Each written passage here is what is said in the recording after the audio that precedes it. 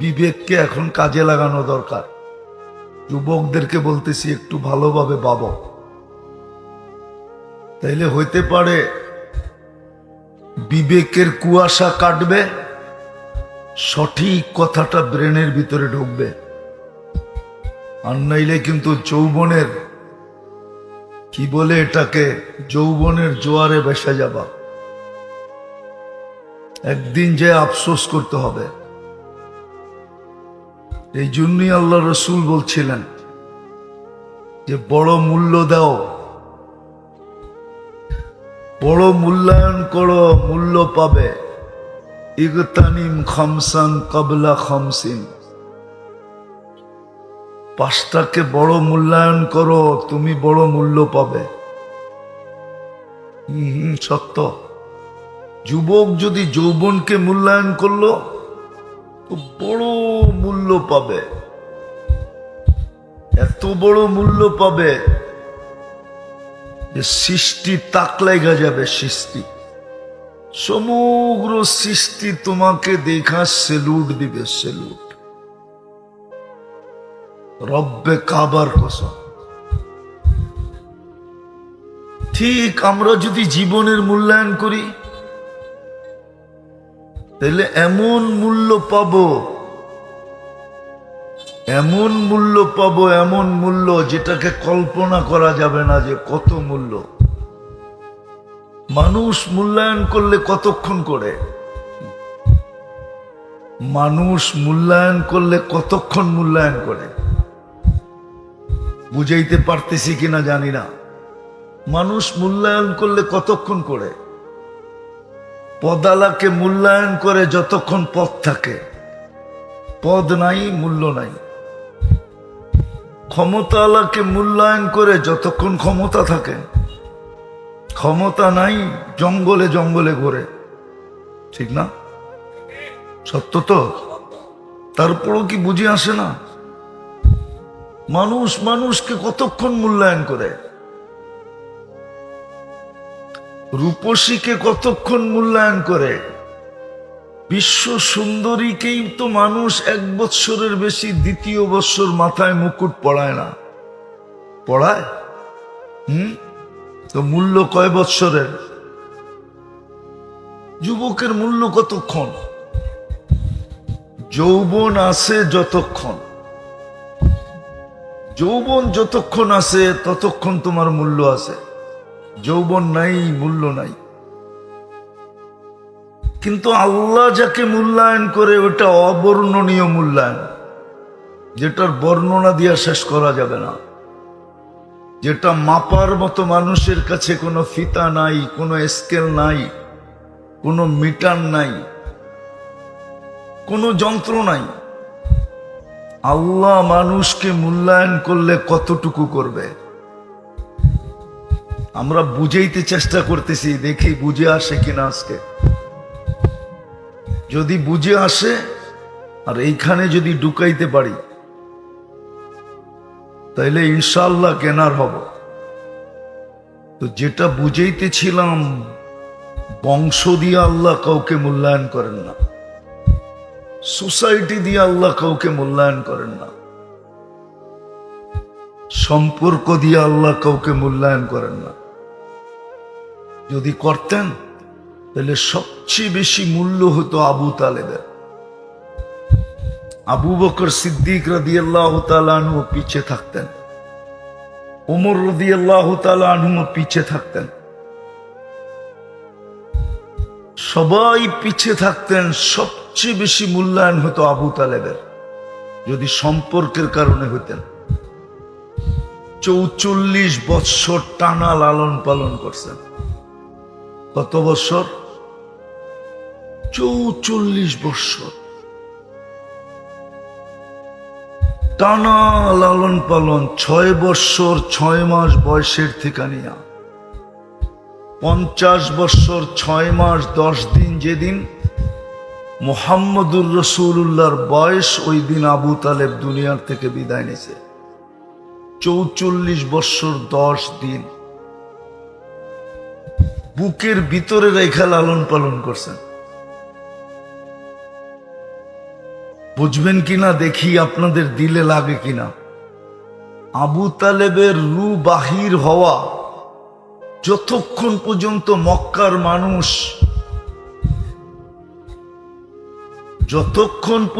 মক্কার মানুষ এই কথার বিশ্বাস না করছেন, গ্যারান্টি না পাইছেন যে আবু তালেবের রু বাহির হয়ে চলে গেছে, ওই মুহূর্ত পর্যন্ত ছোট একটা শারীরিক কষ্ট দেওয়ার ব্যাপারে মুহাম্মদুর রাসূলুল্লাহকে ছোট একটা পাথরের কণা পর্যন্ত নিক্ষেপ করে নাই।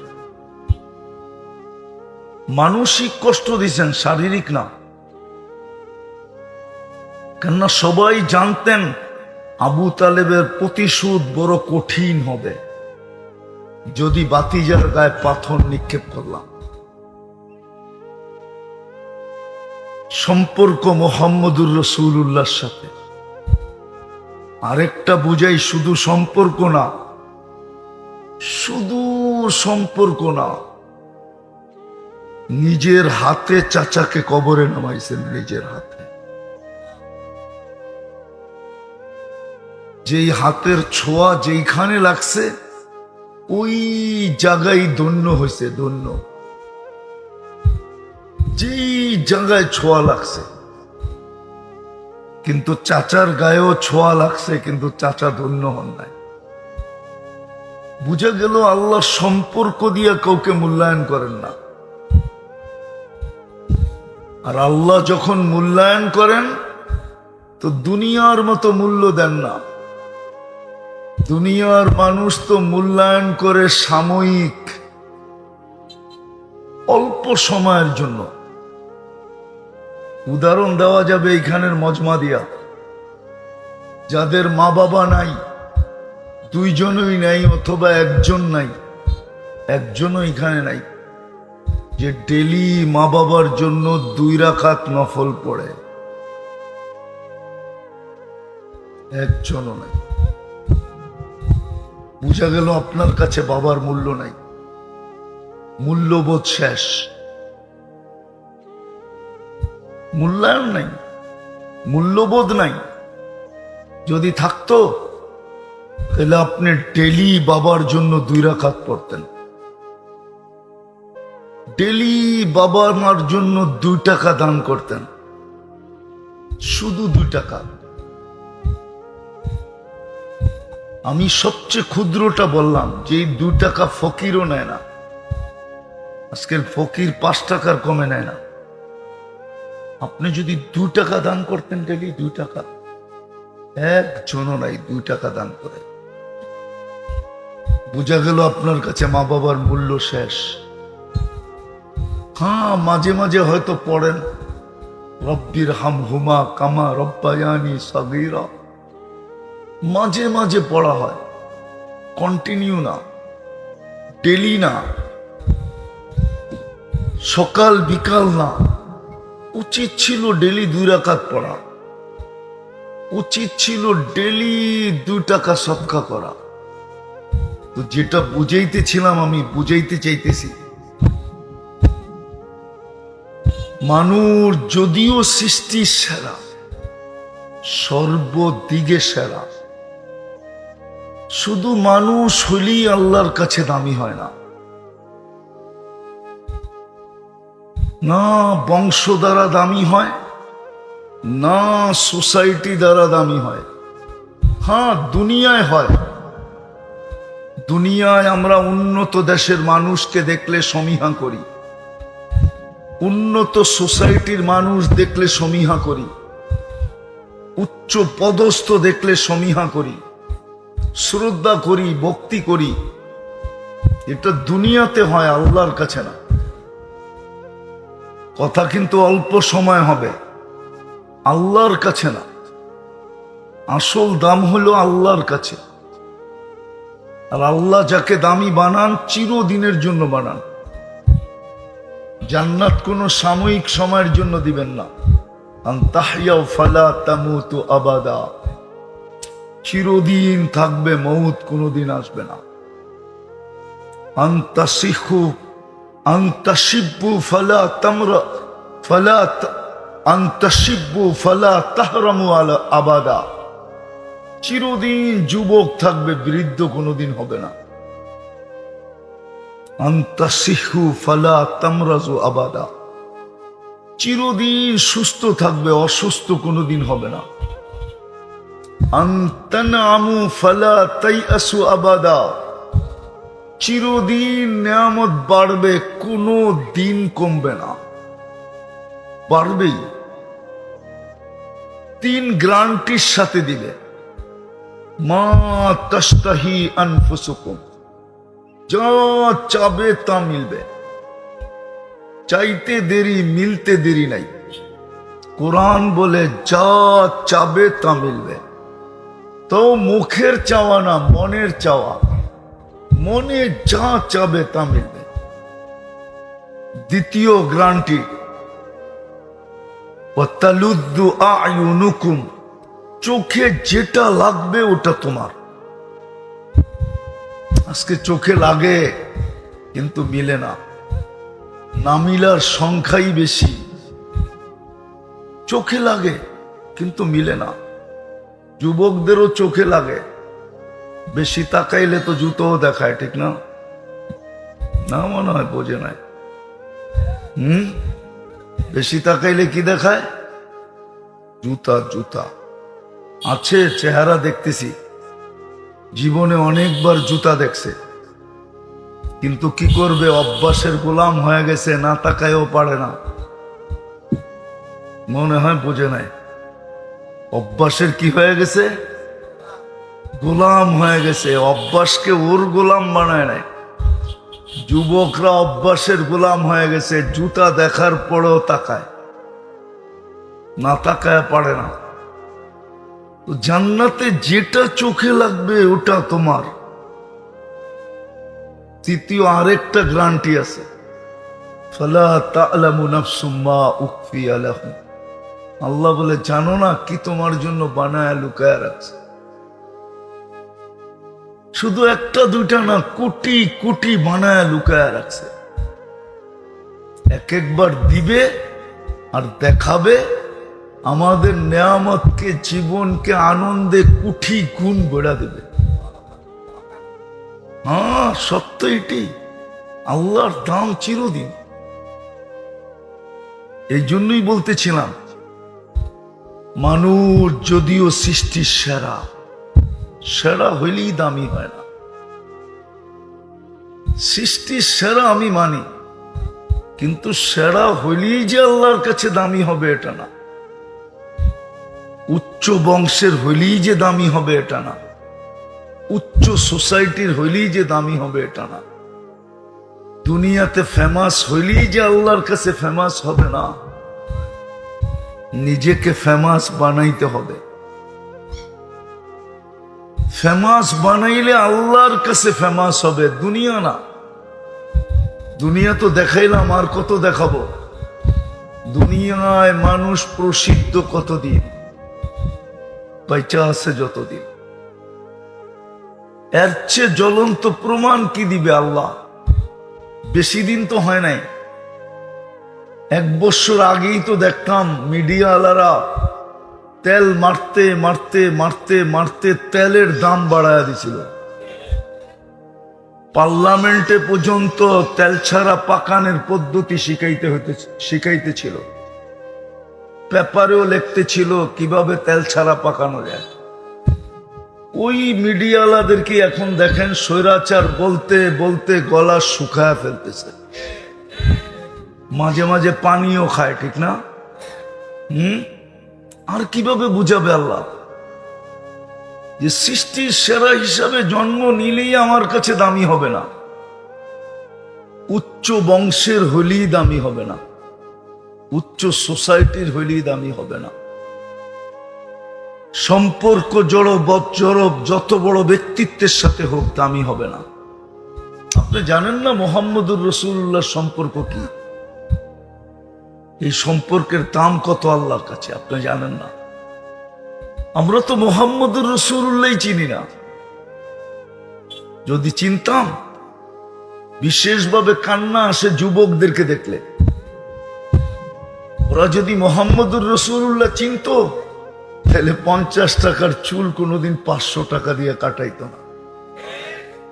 ওদের সবার চুল কাটতে 500 টাকা লাগে, এমনকি ডিজাইনের উপরে 1000 টাকা পর্যন্ত লাগে।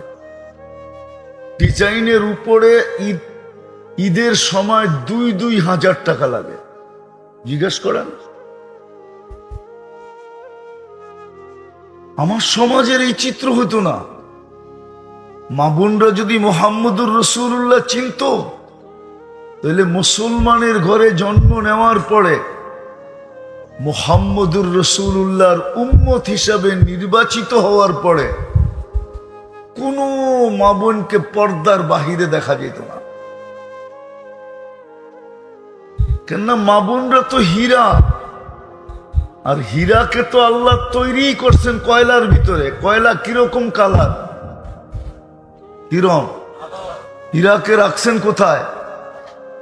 কালোর ভিতরে। হীরা তৈরি হয় কয়লার ভিতরে। হীরা কয়লার পদার্থ। কার্বন বলে কার্বন দুনিয়ার সবচেয়ে দামি। মা বোনদেরকে আল্লাহ কালো বোরকার ভিতরে রাখছিলেন। অত বোরকার বাহিরে কখনো হইতো না। যদি চিনত যে আমি কার উম্মত। আমরা মুহাম্মদুর রাসূলুল্লাহ চিনি না, ওনার ব্যক্তিত্ব জানি না। শুধু ইসলামী মহাসম্মেলন আর ওয়াজ মাহফিল আর তফসির মাহফিল হয় আমাদের দেশে। হুজুর তো রাগ হয়ে যাবে। শানে রেসালাত হয় না, শানে সাহাবা হয় না, সিরাতুন নবী হয় না, শুধু ইসলামী মহাসম্মেলন। অথচ ইংরাজিতে করলে ইসলামী মহাসম্মেলনের ইংরাজি কি? শব্দ দিয়া স্যাটেলাইট ডেকে নিয়ে আসে, ইন্টারন্যাশনাল ইসলামিক কনফারেন্স। এটা হলো ইংলিশ। সারা দুনিয়ার চোখ দাঁড়ায় গেছে এই জঙ্গলের ভিতরে, বাগানের ভিতরে ইন্টারন্যাশনাল ইসলামিক কনফারেন্স। না জানি আমাদের বিরুদ্ধে কি ষড়যন্ত্র চলবে। হুজুররা তো বোঝেই না। না জানি আমাদের বিরুদ্ধে কি ষড়যন্ত্র করবে। নাইলে এই গুপ্তির ভিতরে এত বড় সম্মেলন কেন ডাকলো? অথচ মানুষ টুকাইলে পাওয়া যাবে 14 জন। স্যাটেলাইট তো উপরে চলে আসছে। বিশ্বাস তো হুজুররা করবে না।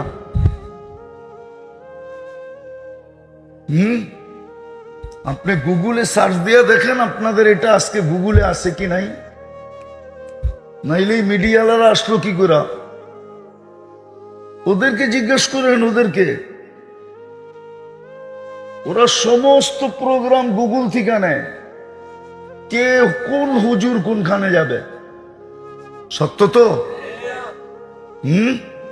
ওদেরকে জিজ্ঞেস করেন, ওদের থেকে। ওরা সমস্ত হুজুরদের প্রোগ্রাম গুগল থেকে নেয়। আপনারা পোস্টার ছাপাইতে দেরি, এটা গুগলে যেতে দেরি হয় নাই। এটা গুগলে চলে গেছে।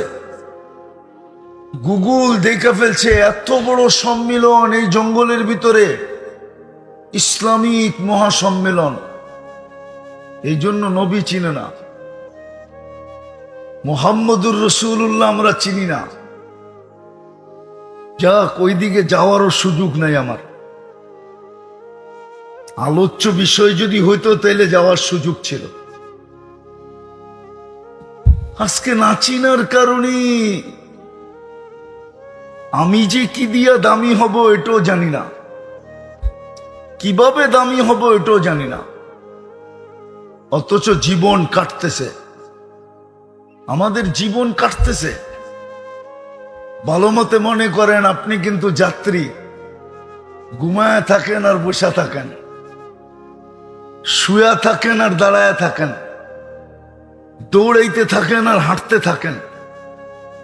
আমরা কিন্তু কবরের যাত্রী, যাত্রা আমাদের 24 ঘন্টা চলমান।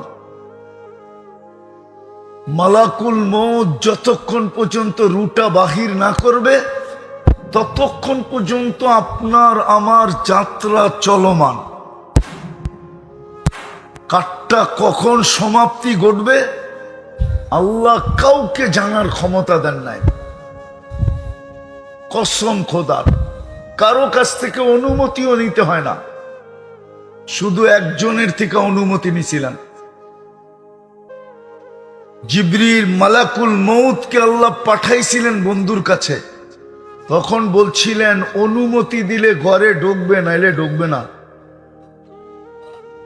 আয়েশা দরজায় দাঁড়ায় বলছে অনুমতি, বলছে অনুমতি। আবার বলছে ঘরে ঢুকার অনুমতি দিল বটে, কিন্তু বুকে হাত রাখার অনুমতি দিলে হাত রাখবে, নাইলে রাখবে না, ফিরত চলে আসবে। কসম খোদার, এই একজন ছাড়া কারো কাছে মালাকুল মউত অনুমতি নিয়ে ঢোকে নাই। মুহাম্মদুর রাসূলুল্লাহর কাছে ঢুকছেন। আল্লাহ বইলা পাঠাইছেন অনুমতি ছাড়া ঢুকবে না। অনুমতি দিলে হাত রাখবে, নাইলে রাখবে না।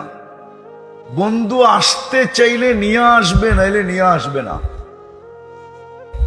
আপনি ওনার উম্মত, যাত্রা কিন্তু চলমান। যেই কোনো মুহূর্তে পরিসমাপ্তি করতে পারে, কিন্তু দুনিয়ায় দামি হইলে চলবে না। চাই সোসাইটিগত, চাই বংশগত, চাই পেশাগত, চাই দুনিয়ার আধিপত্যগত, চাই দুনিয়ার ক্ষমতার দিক দিয়া, চাই দুনিয়ার শক্তির দিক দিয়া, দুনিয়ার যেই কোনো দিক হোক, আল্লাহর কাছে দামি হওয়া যাবে না। আর আল্লাহর কাছে দামি হয়ে গেলে আল্লাহ দাম দিবে। যেটাই দেখাইতেছিলাম, আল্লাহ কোরআনে ঘোষণা দিছেন দুনিয়ার মানুষ দামি থেকে দামি জিনিসের লেনদেন করে কাগজ দিয়া। কি দিয়া? কাগজ চিনেন কি? টাকা দিয়া। ওটাই কাগজ, উন্নত মানের কাগজ। আর আল্লাহ বলে আমি লেনদেন করব জান্নাত দিয়া। কি দিয়া? জান্নাত দিয়া। জান্নাতের শৌক আছে? চান জান্নাত? কি সবাই চান? কে কে চান দেখি? পাক্কা? নামান নামান নামান। জান্নাত যদি চানি তাহলে 8 ঘন্টা ঘুমান কি করে? আল্লাহর রসুল তো বলছে লা ইয়ানামু তালিবুহা, জান্নাত যে চায় ওর ঘুম আসে না। আমরা চাই, জান্নাত চিনি না। চাই কিন্তু মনে প্রাণে চাই না। আল্লাহ তো আমাদেরকে কিনতে চায় জান্নাত দিয়া। আল্লাহ বলছে আমার লেনদেন হলো জান্নাত দিয়া, চিরদিনের জন্য দিব। এই দুনিয়ার ছোট বাড়ি জান্নাতের সবচেয়ে ছোট বাড়ি এই দুনিয়ার 10 গুণ সমান। 2,40,000 মাইল। কত? কত? 2,40,000 মাইল। জান্নাতের ওই সুপার বাইক যেটা চোখের পলকে উড়া যায়, ওটা দিয়েও ঘুরতে গেলে 1000 বৎসর লাগবে। সবচেয়ে ছোট বাড়ি এই মাটির। জান্নাতের মাটি হলো মুস্ক। মুস্ক হলো জান্নাতের মাটি। এই দুনিয়ার ঘর, জান্নাতের নিম্নমানের ঘর হলো একটা ইট সোনার, একটা ইট রূপার। এটা লো কোয়ালিটির। উচ্চ কোয়ালিটির ঘর হলো একটা ইট মুক্তা, একটা ইট হীরা। দুটাকে জোড়া দিবে মুস্ক দিয়া, সিমেন্ট দিয়া না। দুনিয়ার মতো তো ছোট ছোট তালা। জান্নাতের তালার দূরত্ব হবে জমিন থেকে আকাশ পর্যন্ত। বলবেন ছাদে যামু কেমনে? ঠিক না? চিন্তা আসে না ছাদে কেমনে যাবো? সুপার লিফট লাগানো আছে, সুপার অ্যাক্সেলেটার সিঁড়ি আছে। হাত দিয়া চলবে না, মন দিয়া চলবে। যত তালায় যেতে চাবেন অত তালায় চোখের পলকে নামায় দিবে। জান্নাতের কোনো আসবাবপত্র এই লোহা লক্কর দিয়ে হবে না। দুনিয়াতে তো কাঠ ষাট লোহা লক্কর, জান্নাতের সমস্ত আসবাবপত্র হবে 8 প্রকারের জিনিস দিয়া। সোনা না হয় রূপা, জবরজুত না হয় জমররুত, ইয়াকুত না হয় মারজান, মুক্তা না হয় হীরা। জান্নাতে ফলও ধরবে এই 8 প্রকারের গাছে, কোনো কাঠের গাছে ফল ধরবে না। এই জন্যই তো প্রত্যেক কামড়ে কামড়ে চেঞ্জ হবে রং, ঘ্রাণ, স্বাদ। তাও 70টা করে চেঞ্জ হবে একবারে। হবে না কেন?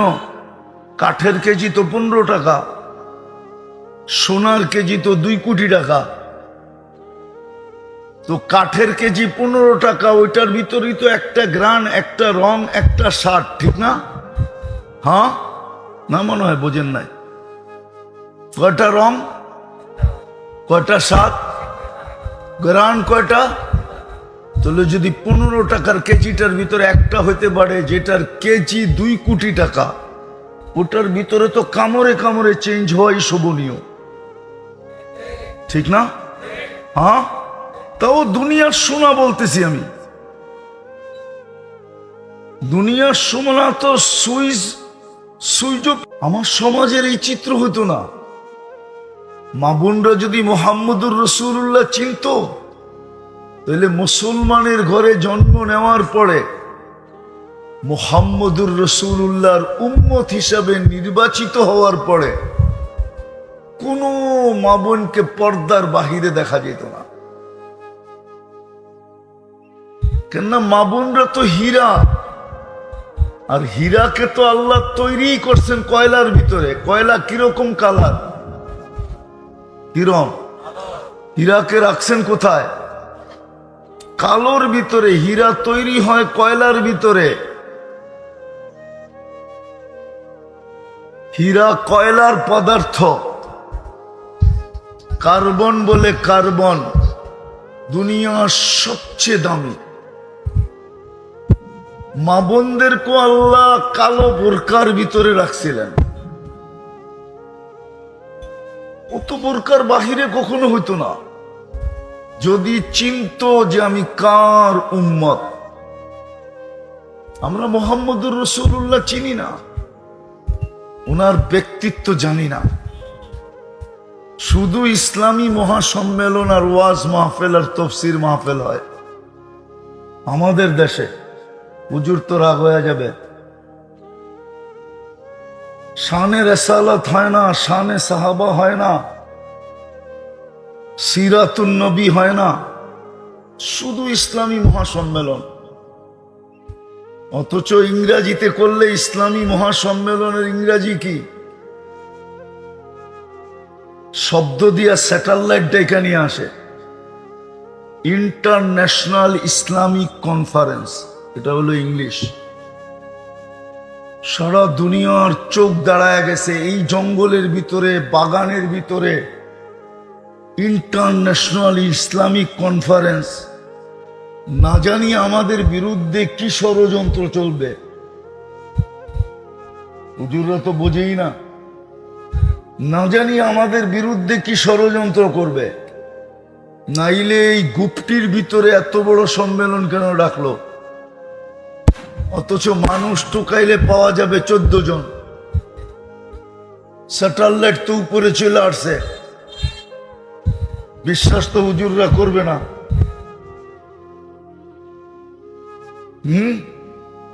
আপনি গুগলে সার্চ দিয়ে দেখেন আপনাদের এটা আজকে গুগলে আছে কি নাই। নাইলে মিডিয়ালারা আসলো কি করে? ওদেরকে জিজ্ঞেস করেন, ওদেরকে। ওরা সমস্ত প্রোগ্রাম গুগল থেকে নেয়। কে কোন হুজুর কোনখানে যাবে? সত্য তো? ওদের দিয়ে জিজ্ঞেস করেন, ওদের থেকে। ওরা সমস্ত হুজুরদের প্রোগ্রাম গুগল থেকে নেয়।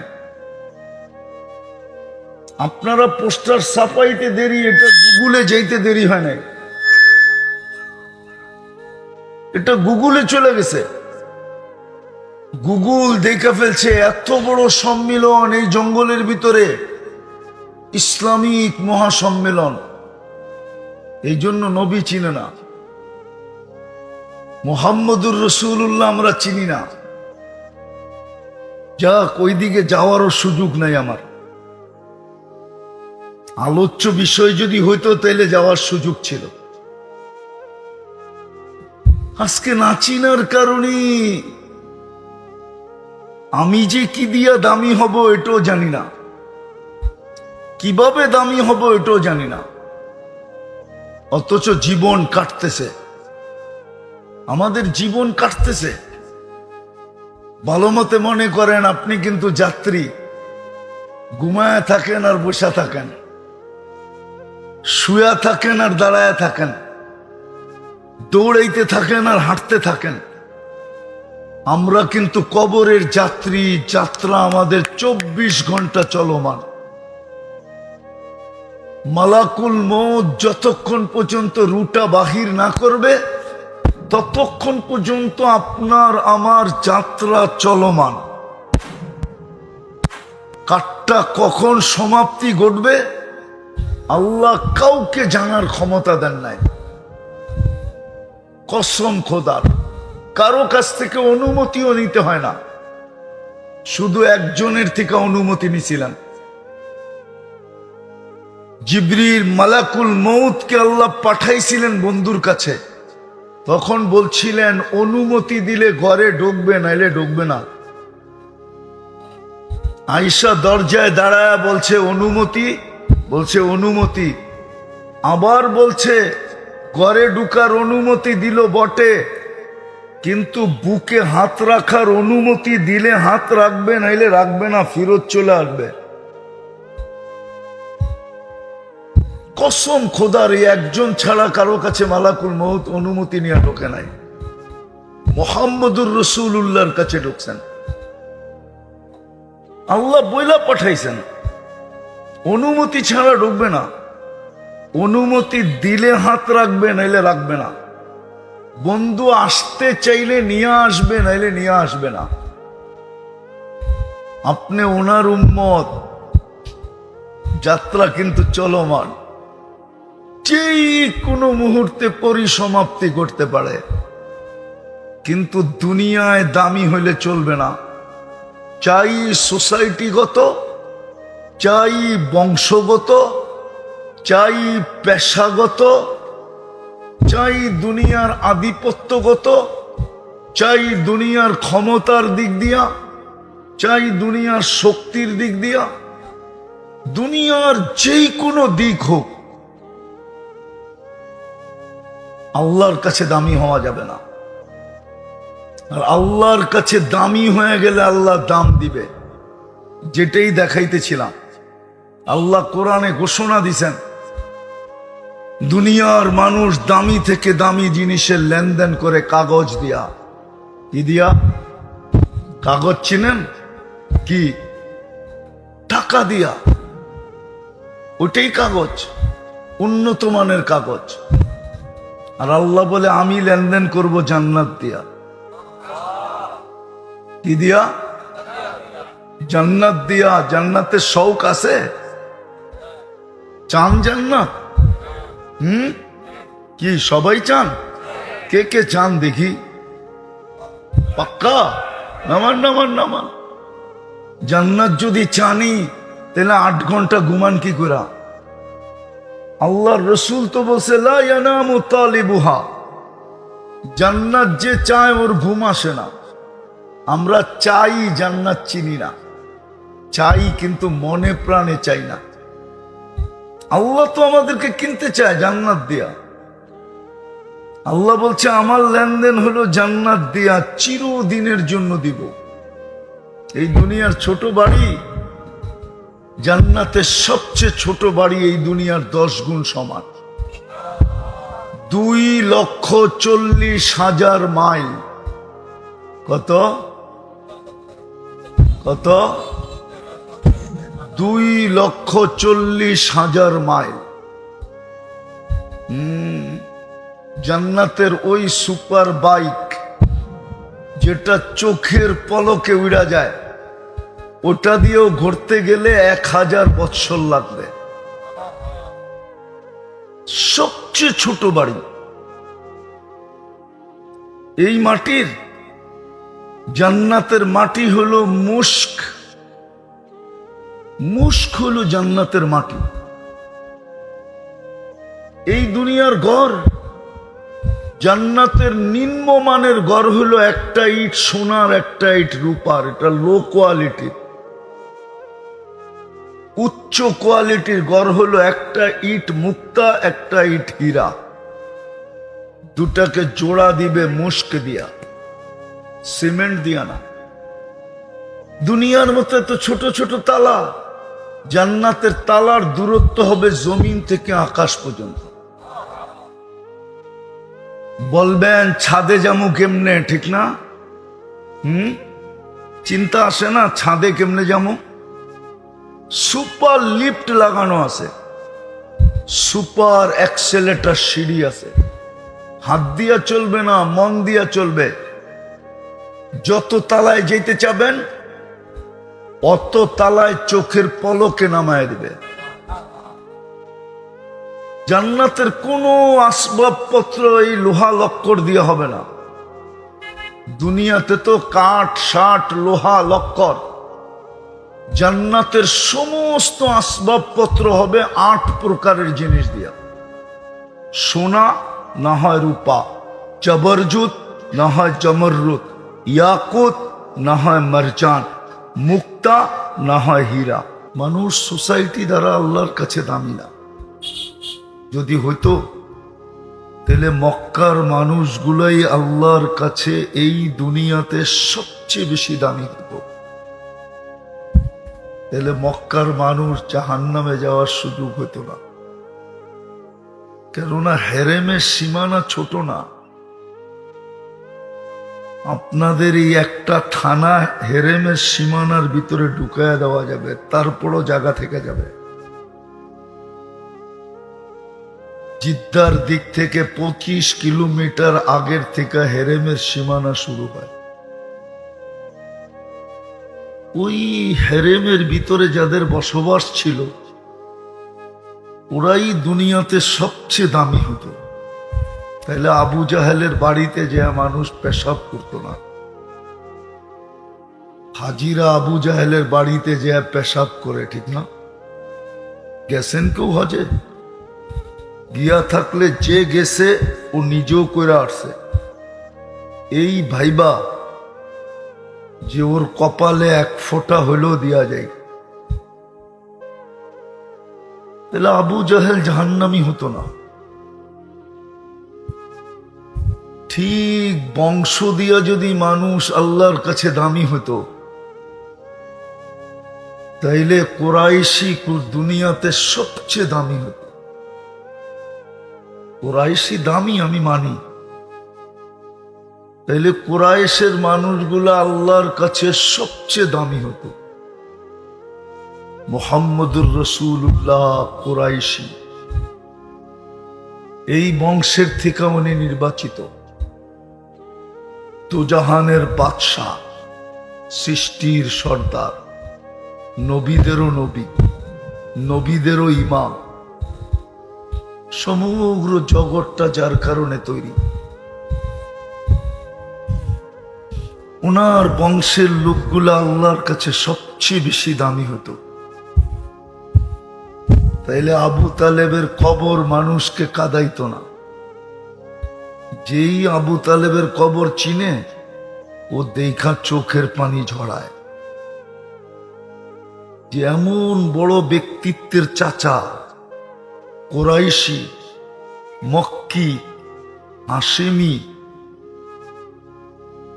অনেকগুলো জিনিস যার ভিতরে একত্রিত। জন্মগতভাবে মক্কার বাসিন্দা, বংশগতভাবে কোরাইশি,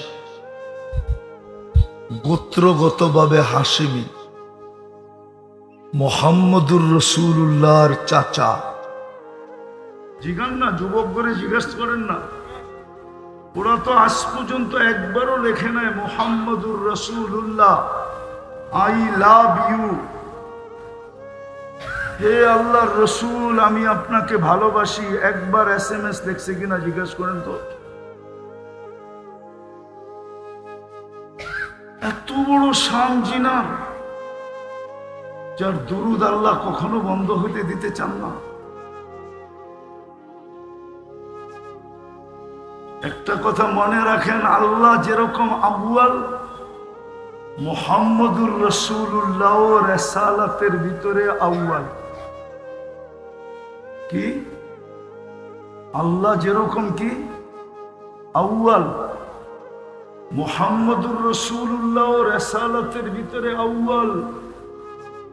এত বড় নবী দিলেন আমাদেরকে, কিন্তু যুবকদের চুল দেখলে তো মনে হয় না যে ও কৃতজ্ঞতা স্বীকার করে যে এত বড় রসুল দিলেন, যার রেসালতের ঘোষণা মনে হয় কিশোরগঞ্জের ওলামা মানবে না। তারপরও বলি, আল্লাহর আল্লাহ ইয়াত যতদিন থেকে মুহাম্মদুর রাসূলুল্লাহর রেসালতের ঘোষণা অতদিন থেকে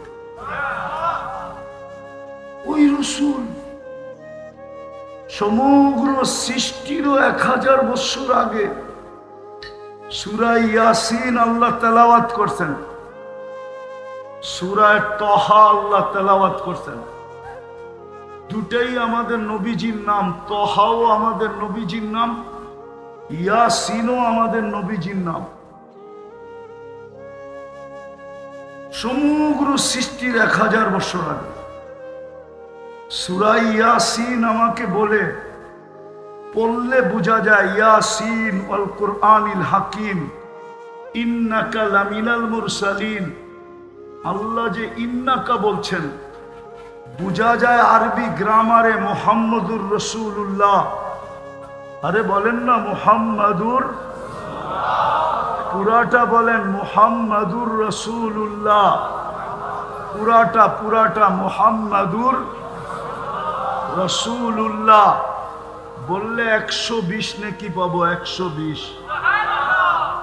নবীর নাম উচ্চারণ করার এটাই আদব, আল্লাহ আদব শিখাইছে কোরআনে। বাকি যেইগুলো আমরা উচ্চারণ করি একটাও আদবওয়ালা না, সব বেয়াদবওয়ালা। হুজুররা আবার রাগ হয়ে গেল। আদব শিখাইছেন কোরআনে মুহাম্মাদুর রাসূলুল্লাহ, পুরাটা নাম উচ্চারণ করা আদব। মুহাম্মদ বললে আপনি 40 নেকি পাবেন, রাসূলুল্লাহ বললে আপনি 80 নেকি পাবেন, মুহাম্মদুর রাসূলুল্লাহ বললে 120 নেকি পাবেন। আর আল্লাহ বন্ধুকে কোনোদিন নাম ধরে ডাকেন নাই। কখনো মুজাম্মিল বলে ডাকছেন, কখনো মুদ্দাসির বলে ডাকছেন, কখনো তোহা বলে ডাকছেন, কখনো ইয়াসিন বলে ডাকছেন, ডাইরেক্ট মুহাম্মদ বলে ডাকেন নাই। কিন্তু অন্য নবীদেরকে ডাকছেন বটে। ইব্রাহিম আলাইহিস ইসলামকে ডাকছেন নাম নিয়া, কিন্তু বন্ধুকে না। আমাদেরকে শিখাইছেন বন্ধুর নাম কিভাবে নিতে হয়। আমরা অধিকাংশই বলি মুহাম্মদ সাল্লাল্লাহু আলাইহি ওয়াসাল্লাম, না, ইমাম মালিক রহমতুল্লাহ আলাইহি লেখছেন এটা বেয়াদবি। যখনই নাম নিব পুরা নিব মুহাম্মাদুর। তো যেটা বলতেছিলাম, কুরআন বুঝাইতে চাইতেছে আমাকে, মনে হয় মুহাম্মদুর রাসূলুল্লাহ সামনে উপস্থিত ছিলেন, বসা ছিলেন, নাইলে আল্লাহ ইন্নাকা বললেন তো বললেন কি কইরা? ইন্নাকা তো বলা চলে যে সামনে বসা, উপস্থিত। সামান্য যে নাহবে মীর পড়ছে ও এই তরকিব বোঝে। বুঝা গেল বন্ধু তখনও উপস্থিত ছিল। আজকে আমাদের দুরবস্থা কেন জানেন? শুধু আমরা চিৎকার দিতেছি। আমাদের দুরবস্থা এই জন্য, এত বড় নবী দিলেন, এত বড় রসুল দিলেন, এত বড় নবী দিলেন, শব্দে রসুল, রসুল 313 জন, কিন্তু শব্দে রসুলটা আল্লাহ কখনো ব্যবহার হইতে দেন নাই। রসুল 313 জন নির্বাচিত করছেন বটে, আওয়াজ না, আওয়াজ না, রসুল 313 জন নির্বাচিত করছে বটে, কিন্তু এই শব্দটা ব্যবহার হইতে দেন নাই। সবাইকে কলেমা দিছেন ভিন্ন ভিন্ন। ইব্রাহিম আলাইহিস সালাম রসুল, কিন্তু কলেমা দিছেন লা ইলাহা ইল্লাল্লাহ, ইব্রাহিম খলিলুল্লাহ। মুসা আলাইহিস সালাম রসুল, কিন্তু কলেমা দিছেন লা ইলাহা ইল্লাল্লাহ, মুসা কালিমুল্লাহ। ইসমাইল আলাইহিস সালাম রসুল, কলেমা দিছেন লা ইলাহা ইল্লাল্লাহ, ইসমাইল জবিহুল্লাহ, কিন্তু শব্দে রসুল ব্যবহার হইতে দেন নাই। এটা বন্ধুর জন্য রেখা দিছেন। যেদিন বন্ধু আসছে, আরে আসবে কি, আসার আগের থেকেই তো আদম আলাইহিস সালাম জিজ্ঞাসা করছে মান হুয়া কাতাবতু ইসমাহু মা ইসমি, উনি কে, যার নামটা আপনার নামের সাথে মিলায় লেখছেন? বলছে কোথায় দেখলে? বলে প্রথম আরশে দেখছি,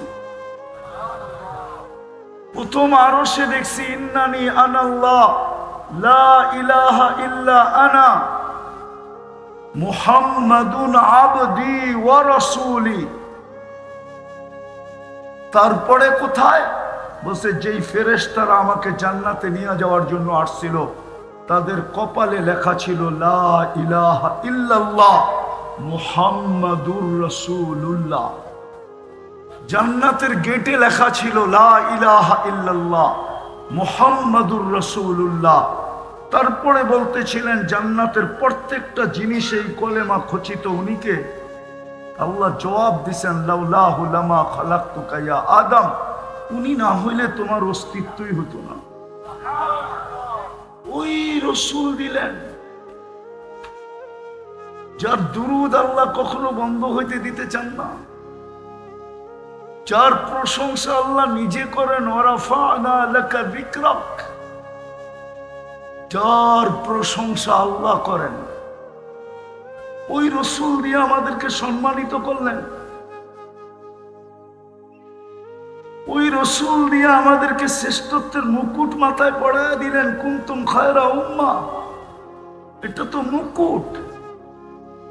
ওই রসুল দিয়ে আমাদেরকে প্রতিশ্রুতি দিলেন উলাইকা লাহুমুল আমান, নিরাপত্তার চাদর দিয়ে তোমাদেরকে ঢেকে রাখবো। ওই রসুল দিয়ে আমাদেরকে অঙ্গীকার দিলেন লাহুম রিজকুন কারীম, তোমাদেরকে পাখির মতো পালবো। ওই রসুল দিয়ে আমাদেরকে অঙ্গীকার দিলেন ইন্না নানানসুরু, একজনও যদি চাও তো আমি ফেরেশতা পাঠায় দেব। হায়াতুস সাহাবায় প্রমাণ আছে একজনের জন্য ফেরেশতা আসবে। কয়জনের জন্য? কয়জনের জন্য?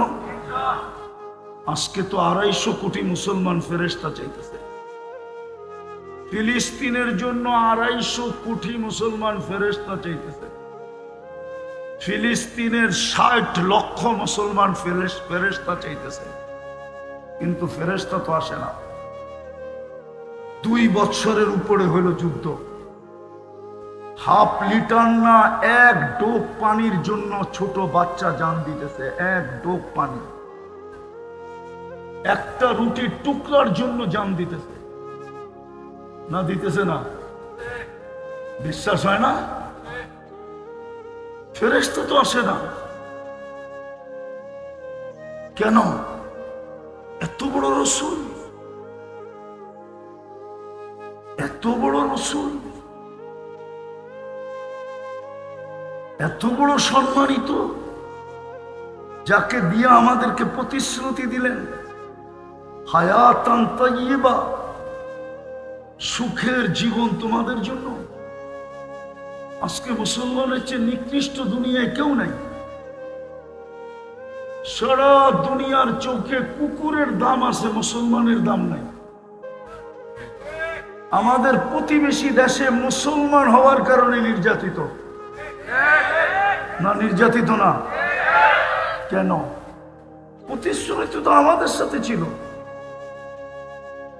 প্রতিশ্রুতি তো আমাদের সাথে ছিল, ইন্নাল ইজ্জাতা, আমি ইজ্জতের মালা তোমাদেরকে পরাবো। যুবক ভালো মতে বোঝো, কাজে দিবে। জীবনটা ছোট, হতে পারে আজকের রাত্রে কাল সকালে কিশোরগঞ্জের কেউ সূর্য উঠতে দেখবে না, হতে পারে।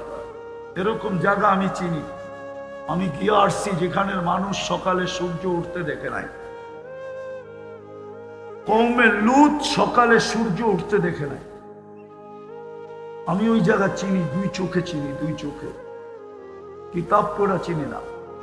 আমি ওই জায়গা চিনি যেখানে ঈসা আলাইহিস সালাম দাঁড়ায় জিজ্ঞাসা করছিলেন, কাইফা দাম্মারাকুমুল্লাহু তাদবীরা, এক রাত্রে তোমাদেরকে আল্লাহ সমূলে কিভাবে ধ্বংস করলো, ওই জায়গা আমি চিনি। বলছিলেন, বিতনা বিল আফিয়া আসবাহনা ফিল হাবিয়া, রাত্রে নিশ্চিন্তে ঘুমায় গেছিলাম, সকালে উঠে দেখি হাবিয়া দুযোগে। আজকে সূর্য কিশোরগঞ্জে বলতে বলতে ডুবছে। লান আউদ ফি হায়াতিকা আবাদা, হতে পারে কিশোরগঞ্জের মানুষ তোমরা কাল সকালে কেউ আমাকে উঠতে দেখবে না, হতে পারে। এরকম এক জায়গা নাই দুনিয়াতে, শত জায়গা আছে, শত। কোরআনে যত জায়গার কথা লেখা আছে সবগুলো আমার এই দুই চোখে দেখা শেষ। আমি অহংকার করে বলতেছি না, বুঝানোর জন্য। আজকে এই দুরবস্থা কেন? সব অঙ্গীকার তো আমাদের সাথে ছিল। 5 ওয়াক্ত নামাজ বাজমাত পড়লে 1350 ওয়াক্ত নামাজের সওয়াব দেওয়ার অঙ্গীকার ছিল। হুজুররা মনে হয় বিশ্বাস করতে চায় না। কি হুজুররা বিশ্বাস করেন না? মনে হয় ওনাদের মনেই মনে হয় বিশ্বাস করতে চায় না যে 313 কোত্থেকে পাইল, 1350 কোত্থেকে হুজুর পাইল। একা পড়লেই তো এক ওয়াক্তে 10 ওয়াক্ত। ইমাম বুখারী লেখছেন জামাতের সাথে পড়লে 27 গুণ বেশি। 10কে 27 দিয়ে পূরণ দিলে হয় 270 ওয়াক্ত। এক ওয়াক্তের বিনিময়ে জামাতে পড়লে 270 ওয়াক্তের সওয়াব দিবে। যাদের সাথে এক ওয়াক্তের বিনিময়ে 270 ওয়াক্তের অঙ্গীকার, ওই উম্মত আজকে 90% নামাজ পড়ে না। 90% মানুষ নামাজ পড়ে না। যুবকও পড়ে না, নারীও পড়ে না, বৃদ্ধও পড়ে না। চার দোকানে 1 কাপ চা খায়া 3 ঘন্টা সময় টেলিভিশন দেখে। চা খায় 1 কাপ, টেলিভিশন দেখে 3 ঘন্টা। কি দেখে না? হ্যাঁ না, দেখে না।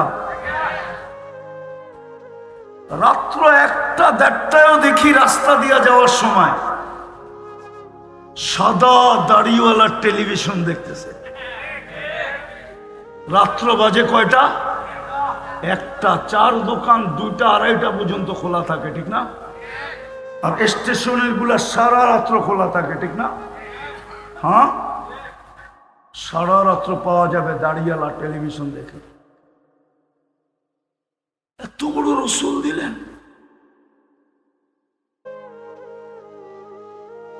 যার নামের উপরে এত বড় ফায়দা।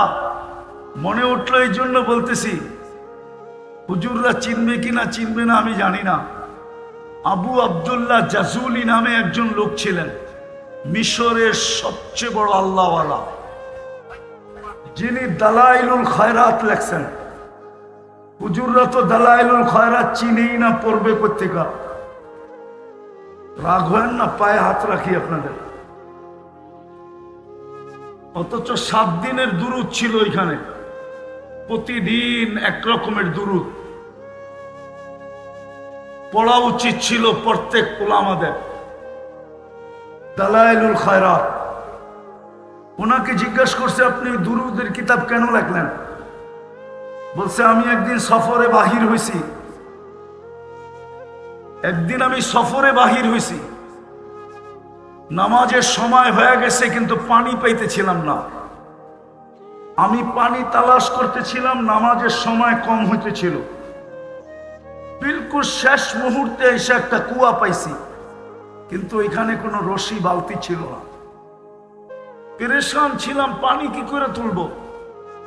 তো দেখতেছিলাম পাশেই একটা মাটির ঘর, ছাদে একটা 5-6 বছরের মেয়ে খেলতেছিল ছাদে। তো ডাইকা বললাম, ওই মেয়ে আমাকে একটা বালতি আর রশি দাও। বলল কেন? বসে উজু করব, নামাজ পড়বো, সময় কিন্তু সংক্ষেপ, অল্প সময় রয়ে গেছে। তো মেয়ে জিজ্ঞাসা করছে তোমার নাম কি? আমার নাম আবু আব্দুল্লাহ জাজুলি। তো মেয়ে একটা অট্ট হাসি দিয়া বলতেছে, শাইখ আবু আব্দুল্লাহ জাজুলি, ইউসনা আলাইকা দুনিয়া বিল খাইর, সারা দুনিয়া তোমার গুণগানে রত, পুরো আরব ভূখণ্ড তোমাকে চিনে। ও আনতা তাতাহাইয়ার আন তাখরুজাল মাআ মিনাল বীর, তুমি কুয়ার থেকে পানি উঠাইতে পারতেছো না, রশি টুকাইতেছো আর বালতি। এত বড় শাইখ হয়ে কি লাভ হইল? আবু আব্দুল্লাহ জাজুলি বলতেছে, ওই মেয়ে তর্ক বিতর্ক করিস না, বালতি দে, রশি দে। তো মেয়ে বলতেছে, সর। ওই ছাদের থেকে দাঁড়ায়া কুয়ার ভিতরে থুতু মেরা দিছে, আর পানি উছলায়া উপরে চলে আসছে। মেয়ে বলতেছে, ওই শাইখ কর উজু, পড় নামাজ। তাড়াতাড়ি উজু করে নামাজ পড়া জিজ্ঞাসা করছে, ওই মেয়ে তুই এত বড় মর্তবা পাইলি কি করে? তো বলতেছে, আমি বকরি চড়াই, বকরি। সারাদিন আল্লাহর রসুলের উপরে দুরুদ পড়ি। ওই দুরুদের কারণে আল্লাহ আমাকে এই বয়সে এত বুজুর্গি দান করছে। ওই রসুলের উম্মত আজকে ডেলি 100 বার দুরুদ পড়ে না। যুবক রাগ হয় না, তোমার আমার জিন্দেগির উপরে লানত, লানত, লানত। তুমি ডেলি একবার দুরুদ পড়ো না, লানত আমাদের জিন্দেগির উপরে। আজকে মুসলমানের দুরবস্থা কেন? এত বড় নবী পাওয়ার পরে যার দুরুদ পড়তে পড়তে এই বুজুর্গি পাওয়া যায় যে কুয়ার থেকে পানি আর উঠাইতে রশি আর বালতির দরকার হয় না। আমাদের নবীজি যখন পেটে ছিলেন, পেটে আসতে দেরি, আমেনা কুয়ার কাছে গেলে রশি বালতি দিয়া পানি উঠাইতে হতো না। কুয়ার পানি উছলায়া উপরে আসতো, আর আয়েশা প্রথমে সালাম দিত, আমেনা সালাম, দুজাহানের বাদশা তোমার পেটে, তুমি চলে আসছো কেন? বললে তো বাড়িতে যে পানি ভরা দিয়ে আসতাম। মক্কার মেয়েরা অপেক্ষা করতো আমেনা কুয়ার পাড়ে কখন আসবে। যখন আমেনা কুয়ার পাড়ে আসতো, তো মক্কার মেয়েরা বলতো, আমেনা তুমি আগে ভরো না, তুমি আগে পানি ভরলে পানি তলদেশে চলে যাবে, আমাদেরকে রশি বালতি দিয়া উঠাইতে হবে, আমরা আগে ভরা নেই, তারপরে তুমি ভরা নিও। তুমি যতক্ষণ না পড়বে পানি ততক্ষণ নিচে যাবে না। ওই রসুল। বিধবা মহিলার সুঘ্রাণ লাগানো নিষেধ এখনো, তখনও। আব্দুল মুত্তালেব একদিন স্ত্রীর কাছে অভিযোগ করছে, পুরা মক্কায় এই কথা মুখে মুখে, তোমার পুত্রবধূ বিধবা, কিন্তু এত দামি সুঘ্রাণ কোথায় পায়? আগে পুত্রবধূকে জিজ্ঞাসা করো, নাক কান কাটা গেল কিন্তু আমি সর্দার। তো বলছে, তুমি বলতেছ, আমিও তো দেখতেছি সুঘ্রাণ, যখনই গোসলখানার থেকে বাহির হয় আর আমি ঢুকি, মনে হয় কে জানি সুঘ্রাণ দিয়া প্যাক করে রেখে আসছে, প্যাক করে। কি কইরা? প্যাক করে রেখে আসছে। দুইজনে জিজ্ঞেস করতেছে, মা সুগ্রাণ কোত্থেকে পাস, তুই না বিধবা? বলছে, মা শরীরে সুগ্রাণ না, থুতুতেও সুগ্রাণ। বলছে, মা এটা আমার সুগ্রাণ না, পেটেরটা সুগ্রাণ, পেটের। ওই রসুল দিল, এতগুলা প্রতিশ্রুতি দিল, এক রাত্র ৮৩ বৎসর দিল, এত বড় মর্যাদা দিল। আজকে আমাদের এই দুরবস্থা কেন? ওলামাদের মিলতে পারে যোগ বিয়োগ, আমার মেলে না। ফিলিস্তিনের যুদ্ধ আমার যোগ বিয়োগ মিলে না। কিশোরগঞ্জের ওলামাদের মিলতে পারে যোগ বিয়োগ, আমার মিলে না। কেননা ওনারা তো মিডিয়ায় ফিলিস্তিন দেখছে মনে হয়, আমার মতো 15 বছর আগে যে চোখে দেখে নাই ফিলিস্তিন। আমার মতো যদি 15 বছর আগে দেখতো ফিলিস্তিন, তাহলে ওরও যোগ বিয়োগ মিলতো না।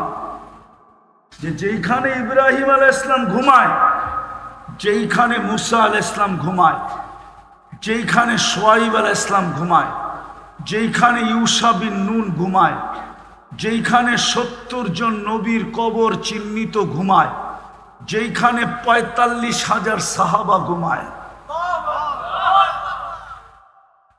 ওই রসুল যেখানে পাও রাখে, যার জন্য আল্লাহ 2টা সম্মেলন করেন। 2টা, কয়টা? কয়টা? 2টা সম্মেলন করছেন আল্লাহ।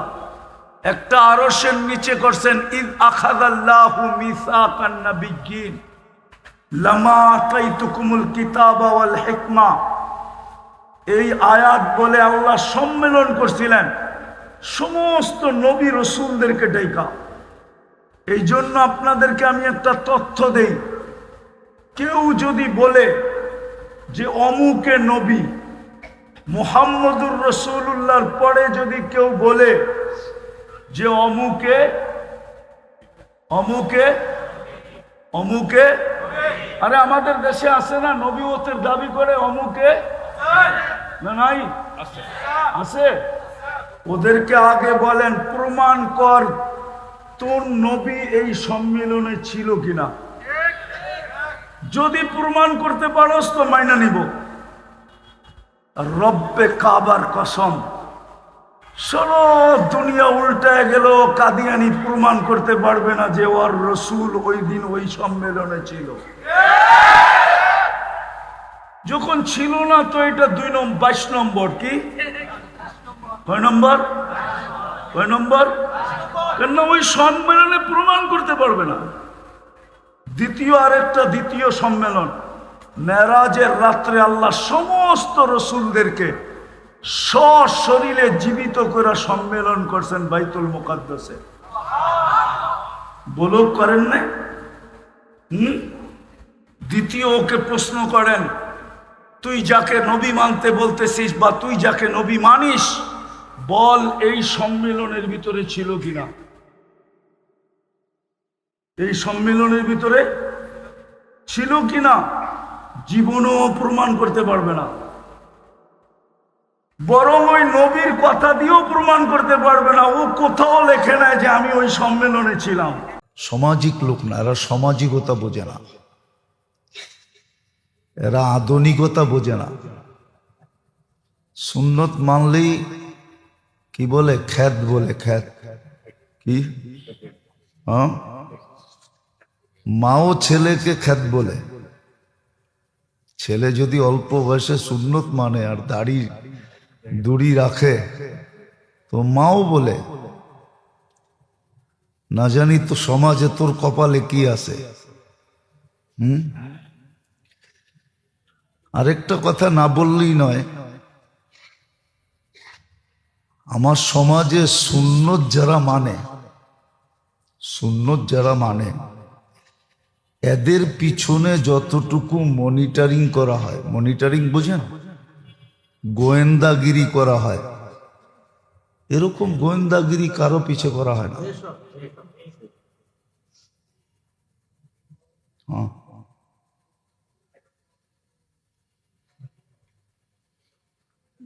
করা হয় না। একটা উদাহরণ বোঝানোর জন্য বলতেছি, কোনো বিরোধিতার জন্য না। সরকারের করার অধিকার আছে, কিন্তু আজ পর্যন্ত যতদিন আমি এই মসজিদে আসছি, যত বৎসর ধরে, এত বৎসরে যতবার এই এসবি বলেন, সিআইডি বলেন, এনএসআই বলেন, ডিজিএফআই বলেন, থানা বলেন, পুলিশ বলেন, যত খোঁজখবর মসজিদ মাদ্রাসার আজ পর্যন্ত যতবার নিছে, আমার মনে হয় না কোনো স্কুল কলেজে এতবার নিছে।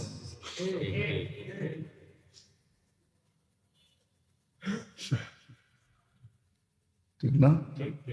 ভুল বললাম? বুঝানোর জন্য বলতেছি। যতবার ডাটা নিছে, এখনো নিতেছে, এখনো নেয়। ওই সুন্নতের উপরে চলার কারণে। তাহলে বলে গেলাম সুন্নত